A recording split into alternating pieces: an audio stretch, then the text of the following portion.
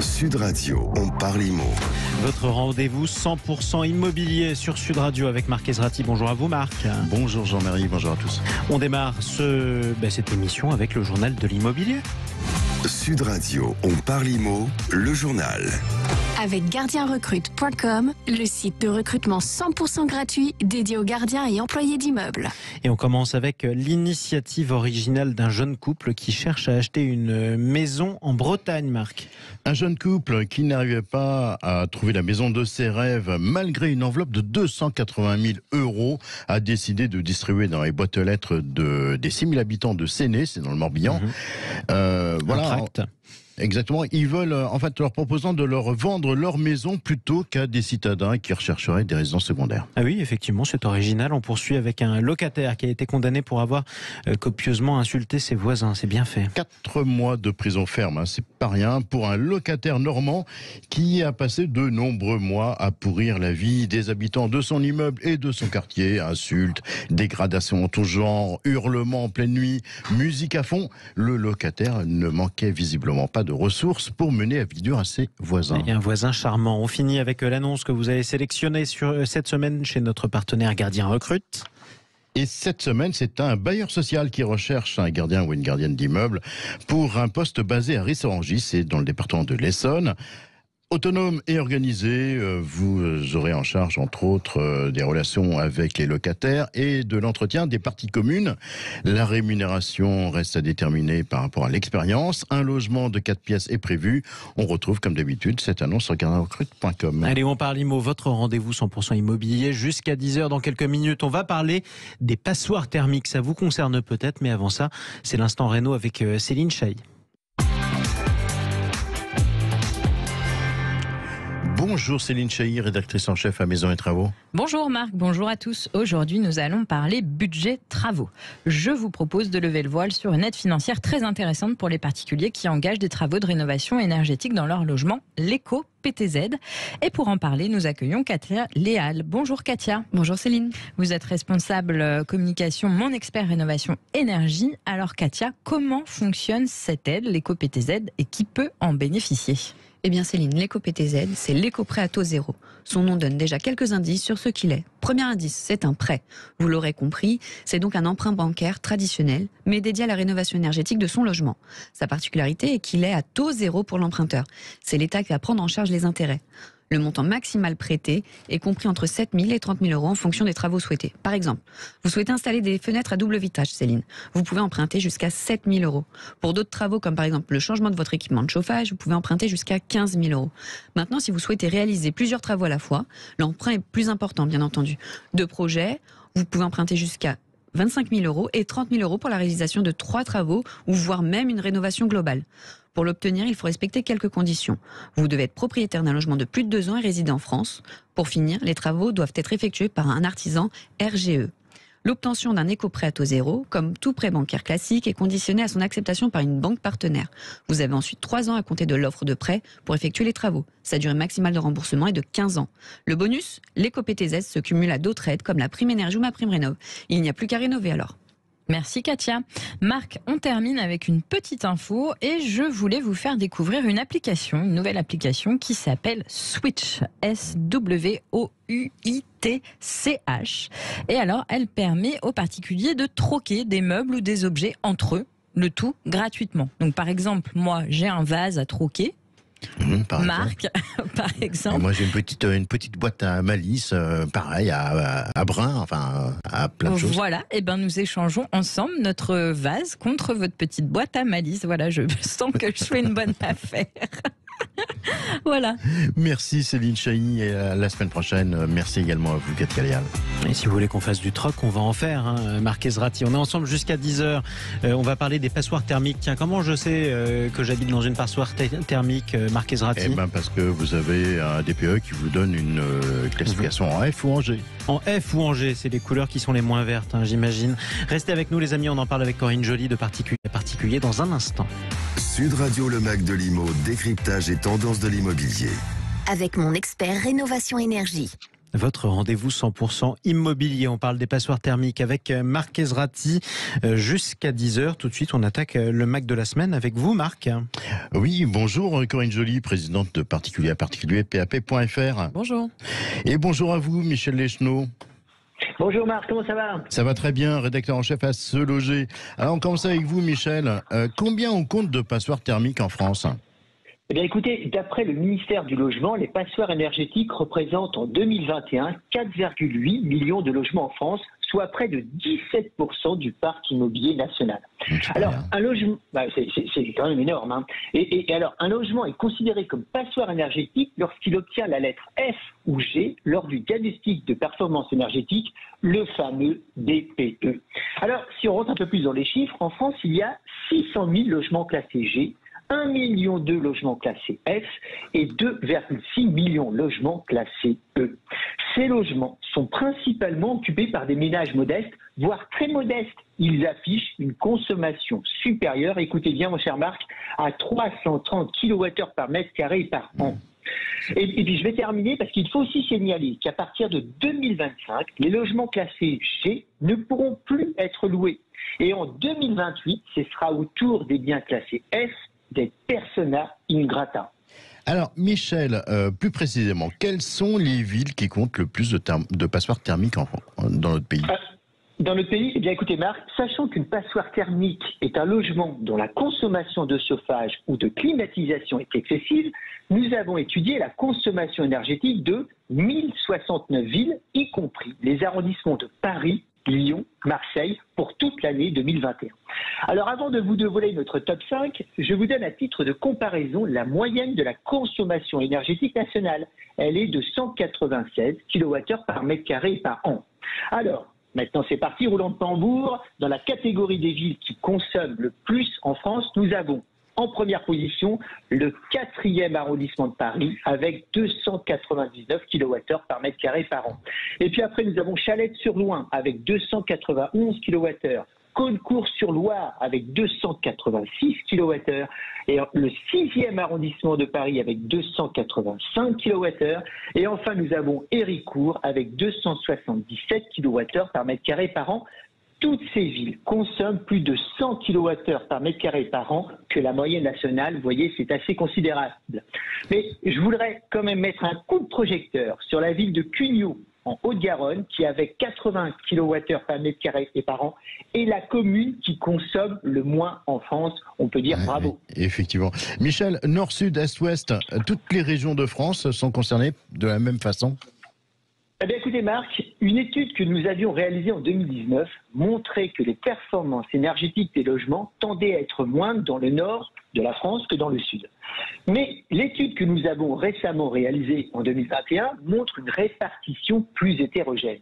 Jugez plutôt, mon cher Marc, voici les 5 villes avec le plus fort taux de logements classés F.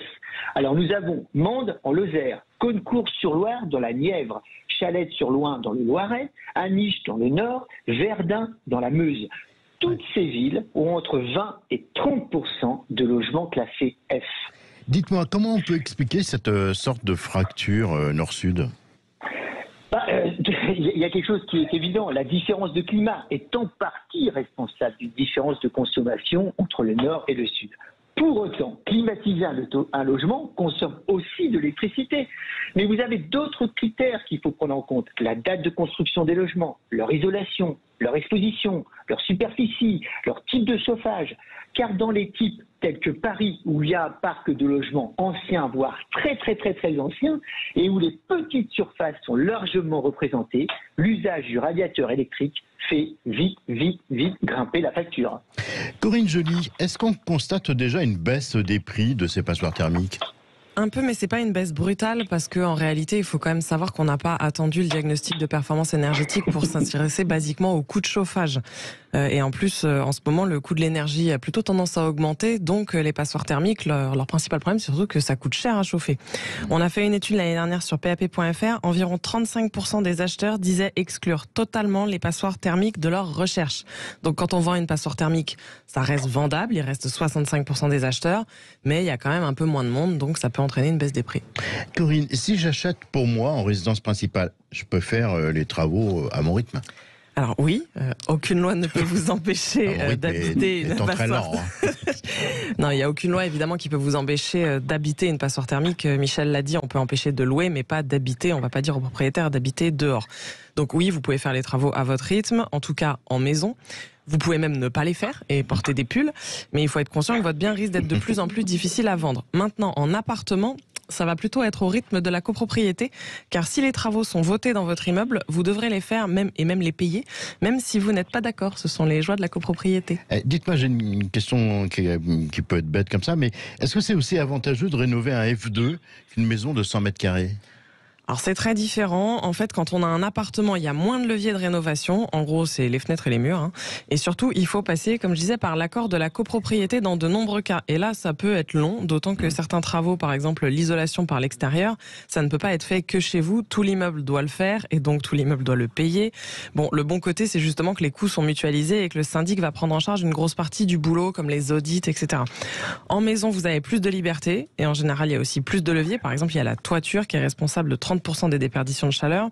Mais là, vous devez vous occuper de tout et en général, ça coûte plus cher. Et dites-moi, avec les aides à la rénovation, est-ce que c'est une bonne idée d'acheter un logement pour le rénover et ensuite le louer ? Est-ce que c'est vraiment rentable ? Eh ben, pas trop. Voilà, moi je pense que c'est pas un bon plan. D'abord, en investissement, on achète souvent des appartements et comme j'ai dit, les appartements, vous n'avez pas la garantie que vous pourrez faire les travaux de rénovation à cause de la copropriété, donc c'est risqué. Ensuite, que ce soit pour un appartement ou pour une maison, les travaux de rénovation, ça coûte quand même assez cher malgré les aides et ça ne vous permet pas de beaucoup monter le loyer. Et enfin, il faut noter qu'il y a une incertitude sur les rénovations. Nous, on a quand même plusieurs retours de propriétaires qui ont fait des grosses rénos et qui ont gagné une, voire aucune lettre en classe énergie. Donc, en synthèse, les rénovations énergétiques, c'est pas les plus rentables. Je sais que tout le monde essaye de dire le contraire parce qu'on a besoin de convaincre un maximum de personnes de les faire. Mais voilà, la vérité, c'est qu'il faut plutôt voir ça comme un gain de confort plutôt que de se dire qu'on va gagner de l'argent avec ça. C'est quand même rare qu'on gagne de l'argent avec l'écologie. Écoutez, en tout cas, merci à tous les deux. Restez avec nous, les amis. Exactement. Écoutez, l'écologie, c'est pas fait pour gagner de l'argent. À la limite, c'est fait pour faire en sorte qu'on soit pas tous ruinés dans 100 ans. Déjà, on verra ça. Si on n'a pas la tête sous l'eau, les amis, restez avec nous. On parle immobilier jusqu'à 10h. On parle IMO, c'est votre rendez-vous 100% immobilier. On va se poser une autre question avec Corinne Joly dans un instant. Tiens, j'ai un peu d'argent, je veux le placer, je veux investir, j'achète un logement. Mais il est déjà occupé, il y a un locataire. Est-ce que c'est une galère ou est-ce que c'est un bon plan ? La réponse de Corinne Joly dans un instant. À tout de suite.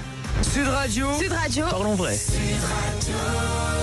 PAP, site immobilier de particulier à particulier présente. Sud Radio, on parle IMO. Votre rendez-vous 100% immobilier sur Sud Radio. Vous cherchez à louer, vous cherchez à acheter, vous voulez investir. On vous répond avec Marc Ezrati et Corinne Joly, présidente de particulier à particulier, PAP.fr. Et aujourd'hui, tiens, on s'intéresse à l'achat d'un logement occupé. Galère ou bon plan, Marc ? Alors, Corinne, cette semaine, on pose la question de savoir, effectivement, comme Jean-Marie vient de le dire, si acheter un logement occupé par un locataire, c'est un bon plan ou une galère. Ah ben, vous savez bien ce que ça veut dire. Vous avez vendu un logement occupé la semaine dernière. Donc, je le dirai à la fin. Ok. Alors pour commencer, déjà, on va rappeler ce que ça signifie acheter un logement occupé. Ça veut dire que vous achetez un logement avec un locataire dedans. Donc vous achetez le logement, mais aussi son occupant. Enfin, évidemment, vous n'achetez pas la personne, mais vous achetez quelque part le contrat de location et le fait que quelqu'un doit vous verser un loyer tous les mois. Alors vous allez me dire, c'est quoi l'intérêt de faire ça quand on peut tout simplement acheter un logement vide ? Ben justement, c'est quoi l'intérêt ? Je vous aide un peu, je pose les questions. Alors en fait, il y en a deux. Le premier concerne tout le monde, c'est que ça va vous permettre, en général, d'acheter un bien un peu moins cher que les prix du marché parce que justement, c'est vu comme un inconvénient. Quand on achète un logement occupé, la présence du locataire fait que vous ne pouvez pas vous-même jouir du logement immédiatement et vous êtes engagé à reprendre le contrat de location de votre vendeur. Donc pour ces raisons, le logement, il y a une petite décote. Alors ça dépend un peu des quartiers, mais voilà, ça peut être quand même... Oui, ça peut être de 5 à 15% d'économie, donc ça peut être pas mal. Le deuxième intérêt, ça ne concerne pas tout le monde, mais dans certains cas, il est assez réel, c'est que si vous-même, vous voulez acheter un logement pour le mettre en location, pour investir, quoi. Et ben là, vous n'avez pas à vous préoccuper de la recherche de locataire, vous n'avez pas à éplucher les dossiers des candidats, et vous avez même un aperçu de la fiabilité des paiements du locataire en place, parce que si ça fait 2 ans qu'il est là et qu'il paye ses loyers, bah c'est bien, vous le savez déjà. Donc ça, c'est un avantage, parce que, par exemple, quand vous allez voir votre banquier, eh ben vous aurez des informations assez rassurantes à lui fournir. Alors, vous Vous avez parlé de décote sur les prix, hein, ça se chiffre à combien précisément? Alors, il n'y a pas de tarif officiel. La décote va dépendre du contrat du locataire et plus précisément de la date de la fin du contrat. En gros, plus la date sera lointaine, plus la décote sera importante puisque vous ne pourrez pas en bénéficier à titre personnel avant un petit bout de temps. Donc, si vraiment c'est dans longtemps, il y a à peu près, comme je disais, 15% d'économie. A contrario, si la fin du contrat c'est dans 6 mois, la décote sera plus faible. Ça sera une économie peut-être de 5%, voire un peu moins. Une petite précision. Si, en revanche, vous êtes dans une situation où il y a des impayés de loyer, alors là, c'est plus ou moins invendable. Bon. Et inlouable, d'ailleurs. Bon, là, on devine un peu ce que ceux qui nous écoutent ce matin sentent le filon et ils se disent, j'achète avec une décote et puis, dès que je suis propriétaire, zou, je dégage le locataire en face. Bravo. Alors ça, c'est vraiment... Bel esprit. C'est vraiment éthique. Hein. Moi, de toute façon, au-delà de pas être éthique, c'est pas légal. Voilà, c'est pas possible parce que vous achetez un contrat de location, donc vous êtes tenu par les engagements de ce contrat de location, et un contrat de location, quand on est propriétaire, ça ne se résilie pas quand on veut. Voilà, il y a quand même des règles. Mais on peut quand même donner congé au locataire lorsque le bail arrive à échéance pour... C'est un peu plus compliqué que ça. En tout cas, pour les locations vides, c'est la loi Allure qui a changé tout ça. C'est venu alourdir le processus. En fait, si vous achetez un logement occupé, vous ne pourrez pas donner congé pour vente pour la prochaine échéance, mais seulement pour l'échéance suivante. Ce qui signifie qu'il faudra attendre au minimum 3 ans pour donner congé pour vendre. Alors, attendez, je comprends pas tout là. Ça veut dire que c'est 3 ans de plus de ce qui reste jusqu'au terme, c'est ça? Exactement. Alors, je rappelle qu'un contrat de location vide, ça dure 3 ans. Imaginons que l'échéance du contrat du logement que vous achetez soit dans 1 an. Vous ne pourrez pas dégager le locataire, pour reprendre vos termes. Dans 1 an, il faudra attendre l'échéance d'après. Donc, ça vous fait quand même 4 ans. Donc, vous aurez mérité votre décote. Et on rappelle d'ailleurs que la loi a un sens, parce que heureusement qu'on n'a pas créé un filon avec des gens qui achèteraient pas cher un logement occupé et dont le seul intérêt serait de dégager, comme vous le dites, le locataire qui pourtant paye son loyer juste pour pouvoir revendre le logement vide plus cher. Ce serait dommage. Et est-ce que c'est le cas aussi si je veux revendre le bien pour l'occuper moi-même? Reprendre le bien pour l'occuper vous-même, oui. Parce que revendre le bien pour l'occuper vous-même, c'est pas une idée géniale. Ouais. Alors non, c'est un tout petit peu moins long. On appelle ça, le terme technique, c'est le congé pour reprise personnelle. C'est l'expression. Et là, vous devrez attendre au moins 2 ans. Ce qu'il faut retenir, c'est que quelle que soit la situation, on ne peut pas demander au locataire de partir juste après avoir acheté, évidemment. Et comme disait Jean-Marie, c'est quand même bien que la loi ait prévu ça. Et qu'on protège un peu les locataires, des millions de Français d'ailleurs qui sont concernés. Donc ça, là, on vient de parler des locations vides, c'est différent pour les locations meublées? Oui, globalement, les locations meublées, c'est beaucoup plus simple sur cet aspect-là, puisque les contrats sont plus courts. Les contrats de location meublée, ils durent 1 an, alors que les contrats de location vide, comme je disais, ils durent 3 ans. Donc en location meublée, l'échéance, elle est toujours beaucoup plus rapide. Et en plus, il n'y a pas l'obligation d'attendre l'échéance suivante. Donc en location meublée, sous 1 an, vous pourrez toujours récupérer le logement. Donc en conclusion, acheter un bien occupé, bon plan ou galère? C'est un bon plan si c'est pour faire un investissement locatif, c'est-à-dire si vous voulez en gros garder le contrat de location du locataire, alors tant mieux. Et évidemment, c'est aussi si vous obtenez une bonne décote. En revanche, c'est une opération si vous voulez revendre ou occuper le logement.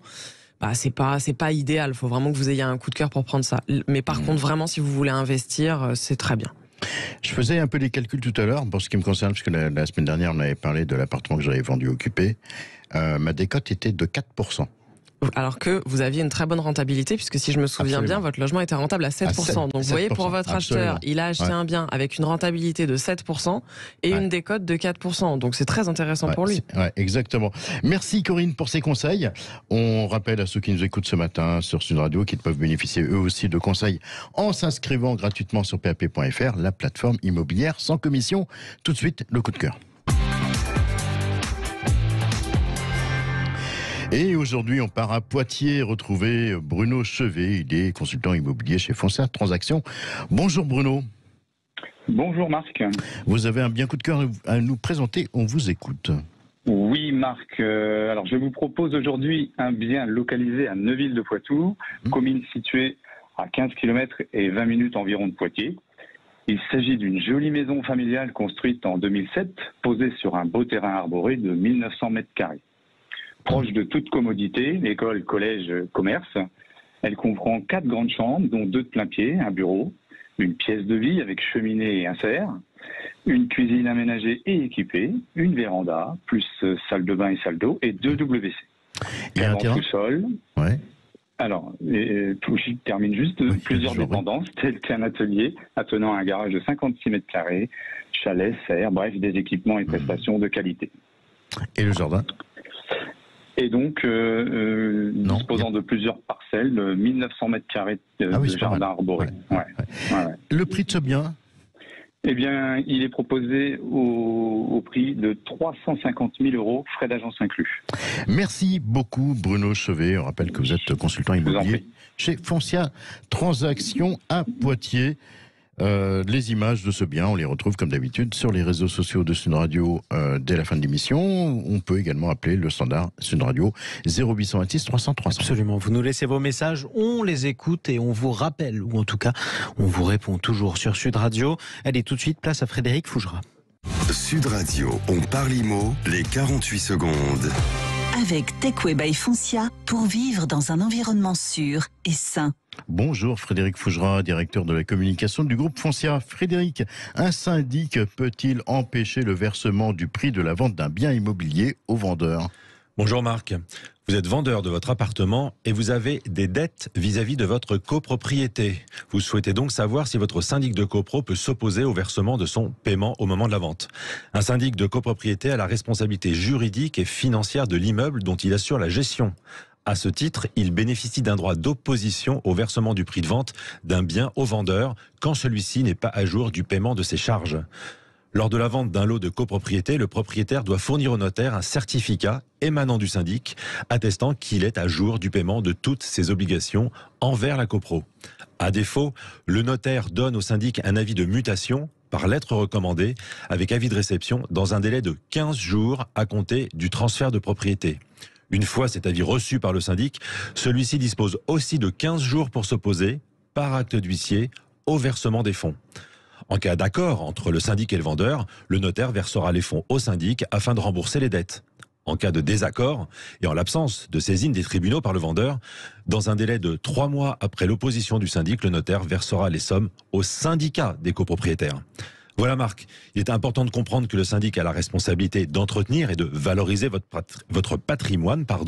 Il doit s'assurer que tous les copropriétaires sont à jour du paiement de leurs charges pour permettre le bon fonctionnement de l'immeuble, y compris lors de la vente d'un lot. Merci Frédéric Fougera et à la semaine prochaine. On rappelle à ceux qui nous écoutent qu'ils peuvent revoir cette chronique sur la playlist Techway by Foncia sur la chaîne YouTube de Foncia. Merci à tous. En tout cas, on vous retrouve la semaine prochaine, samedi prochain. Marc Ezrati. Exactement. Et Corinne Joly, présidente de Particulier à Particulier, PAP.fr. On parle de quoi la semaine prochaine, Marc? On parle du harcèlement des agences.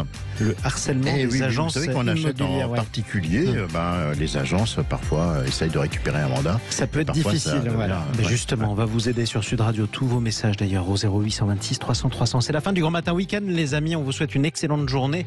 À l'écoute de Sud Radio à 11h, vous retrouverez Politique sous influence, Guillaume Bigot, Juliette Briens.